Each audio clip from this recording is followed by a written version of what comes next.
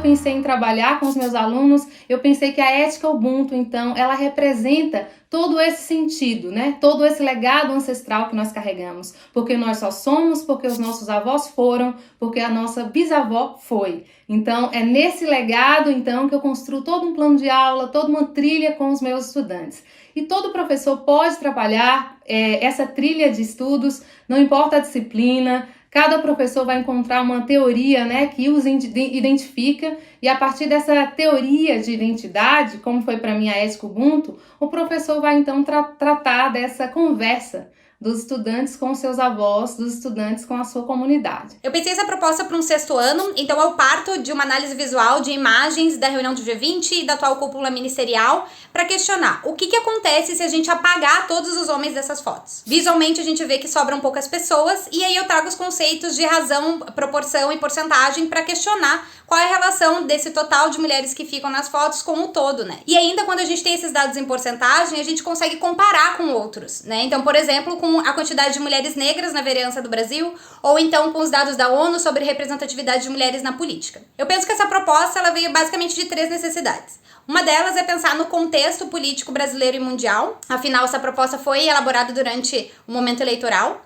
A segunda necessidade é pensar a matemática como uma forma de interpretar e de agir no mundo, sempre conectada com outras áreas do conhecimento. E também por uma necessidade minha de pensar como que eu posso contribuir para essa discussão sobre desigualdades e igualdade. A partir do meu trabalho com as e os adolescentes dos 8º e 9º anos, percebi que durante as discussões sobre gênero, os alunos pouco participavam, parecendo não se envolver com essa temática, ao passo que as alunas vinham demonstrando um despertar crítico com relação a essas questões. Entendi que não estávamos abarcando de modo suficiente a forma como o machismo afeta a vida de meninos e homens. Inspirada pelos documentários O Silêncio dos Homens e Precisamos Falar com os Homens, desenvolvi a proposta Virando Homem, Masculinidades e Adolescência. Essa proposta visa o trabalho com um grupo de meninos, abarcando questões relacionadas a gênero e sexualidade, no formato de oficinas ou rodas de conversa, privilegiando o refletir e o vivenciar sobre o machismo e as masculinidades. Nós tivemos um grave problema na escola,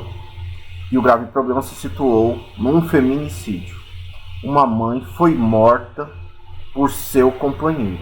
A partir deste momento, nós avaliamos que era muito necessário tratar a questão do feminino e do feminismo, e em especial do trabalho com mulheres negras e da história da diáspora negra dentro da nossa escola. Neste processo, então, nosso coletivo, que são aproximadamente 12 pessoas, nós temos discutido a temática.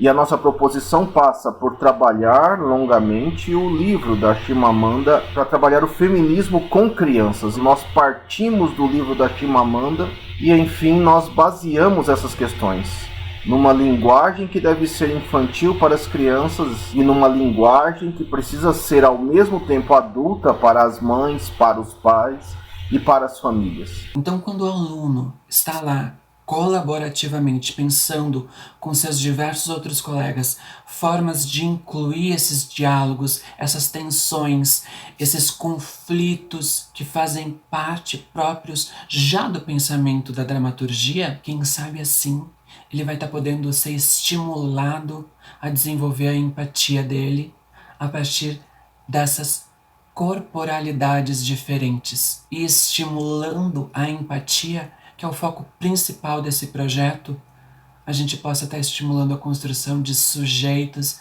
mais conscientes, que valorizem seus direitos e seus deveres com respeito a todas as diferenças. O projeto é um resgate às histórias das mulheres de nossas famílias, um resgate à oralidade, à memória e à ancestralidade. É uma encruzilhada de saberes das nossas mais velhas às escrevivências literárias e acadêmicas de escritoras negras. Ao educador e educadora, cabe planejamento e criatividade, uma contação de histórias, assistir vídeos em plataformas online, elaborar um plano de aula a partir da vida e a obra de uma autora negra e, principalmente, deixar que nossas crianças narrem as suas histórias para que elas percebam que as nossas histórias compõem a história. Esse trabalho surgiu tendo em vista a necessidade de se abordar problemáticas relacionadas a gênero e também sexualidade no cotidiano escolar atualmente. Então, a partir dessas questões, eu trago a discussão de gênero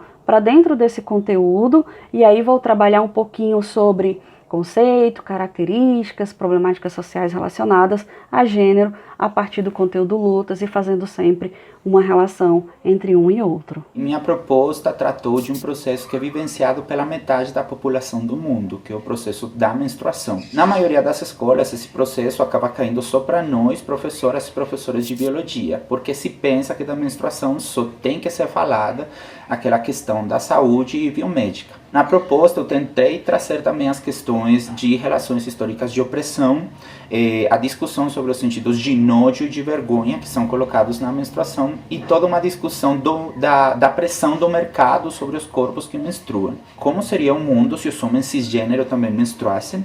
Essa pergunta mobilizou discussões muito potentes, para além de atividades como laboratórios com absorventes higiênicos, palestras com movimentos sociais dos feminismos e diálogos com os pais e as mães dos alunos para discutir questões de gênero, identidade de gênero, cis e trans e machismo. O nosso objetivo é promover reflexões acerca do racismo estrutural contra pessoas indígenas e negras, acerca das desigualdades de gênero e sobre o extermínio de pessoas em razão de suas sexualidades. Nosso projeto, o Juntos, aborda diferentes nuances das violências de gênero, destacando a necessidade da construção de relações saudáveis na infância e adolescência. São diversas atividades, com diferentes recursos, que podem ser realizadas por profissionais do quadro docente, atuantes em sala de aula ou não, das diferentes disciplinas. Nosso projeto tem basicamente 4 etapas. Primeiro, a conscientização e a sensibilização de toda a comunidade escolar